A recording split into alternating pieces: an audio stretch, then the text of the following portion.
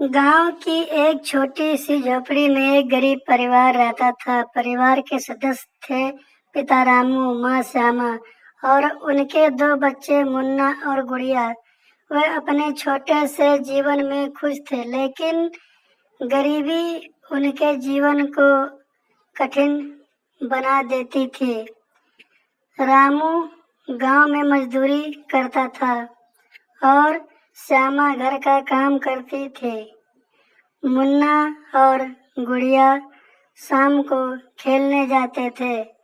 वे अपने माता पिता की मेहनत देखते थे और खुश रहने की कोशिश करते थे।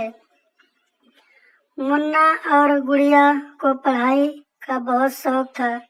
वे अपने पिता की कमाई में से थोड़ी थोड़ी बचत करके खरीदी गई किताबों से पढ़ते थे।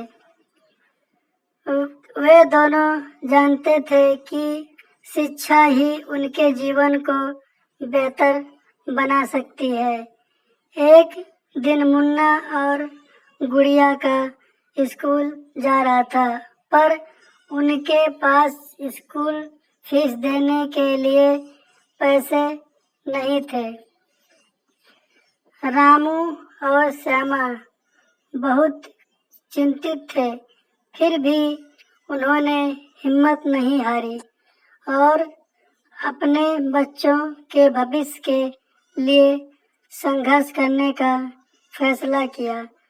रामू ने और अधिक मेहनत करने का फैसला किया और श्यामा ने खेती में मदद करने का काम शुरू किया। उनकी मेहनत रंग लाई। मुन्ना और गुड़िया को स्कूल भेजने के लिए पैसे इकट्ठा हो गए।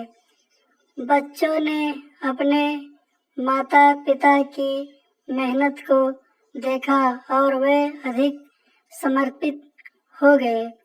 मुन्ना और गुड़िया ने अच्छे अंक प्राप्त किए और उनकी कठिनाइयों के बावजूद वे हमेशा मुस्कुराते रहे।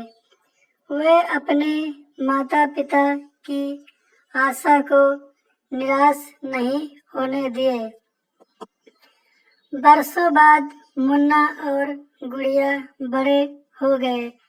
मुन्ना ने इंजीनियरिंग की पढ़ाई की और गुड़िया ने शिक्षक बनने का निर्णय लिया। उन्होंने अपने माता पिता की सच्चाई को समझा और उनकी समर्पण को सम्मानित किया। वे अब अपने परिवार को समर्थन करने में समर्थ थे और उन्होंने अपने माता पिता के लिए एक नया घर बनवाया। रामू और श्यामा की आंखों में से आंसू थे, लेकिन ये आंसू खुशी के थे। अंत में उनका संघर्ष और समर्पण उन्हें उनके सपने साकार करने में मदद करा। यह कहानी हमें यह सिखाती है कि कठिनाइयाँ सिर्फ अस्थायी होती है। अगर हमारी संकल्पना मजबूत हो तो हम किसी भी समस्या को पार कर सकते हैं।